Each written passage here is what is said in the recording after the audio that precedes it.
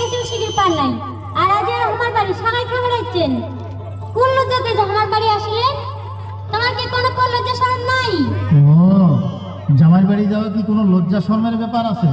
কোন আক্কেলে এমন কথা কইলেন? তোমার কি কোনো আক্কেল জ্ঞান নাই?